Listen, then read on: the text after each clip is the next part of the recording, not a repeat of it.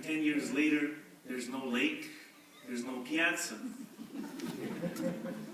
It took nearly 6 years to build the first park, 8 years to build the play center there.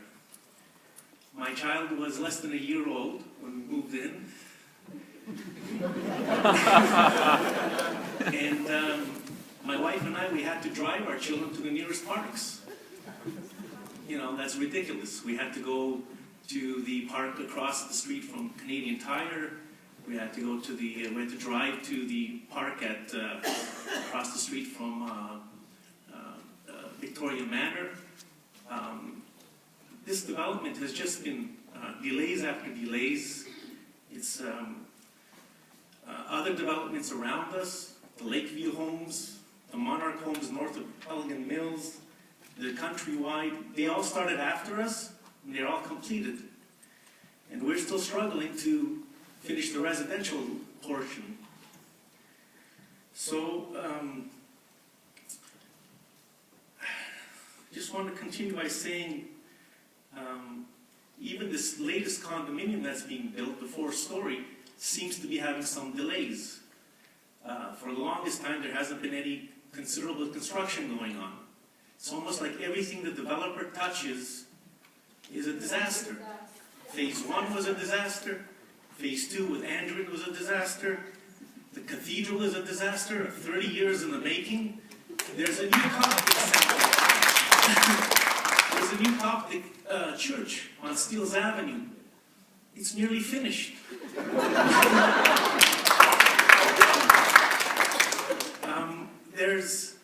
There's the development at Uptown Unionville, a huge development. It's nearly finished.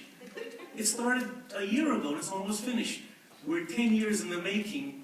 We don't see the end of this.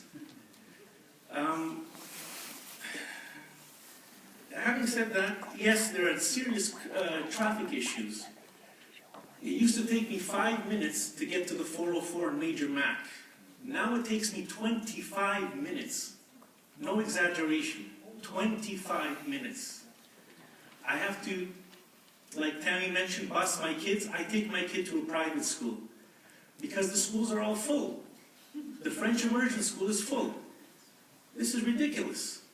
I live right across the street from it, yet I can't use it. Now,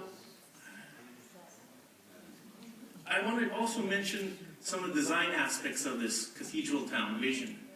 Woodbine bypass with all those townhouses, in my opinion, is horrible. Just horrible. I pity that individual who purchased the townhouse in the center of the lane and has to cut their grass and take their lawnmower all the way around to the front and all the way back. Why? Because the developer wouldn't put an opening between the townhouses. It's like a solid wall, and then it's got the black fence, the cheap black aluminum fence. I don't know what's happened with this developer's vision, but they have gone very cheap in their designs. I think the cathedral should be the pride of Markham, to be quite honest with you. For the last 10 years that I've lived there, to me it's an embarrassment. I have guests coming to visit me from out of town, and they still ask me, isn't that church open yet? It looks horrible. In the evening, it looks gloomy. If you only lit up the church with projection lights, our property values would go up tremendously. It really would. Right now, it looks like a ghost town. It's horrible. Every night I drive into that street, and I'm like, okay, go ahead. Thank you. Every night I drive into my neighborhood, and I'm just appalled at that cathedral in the dark.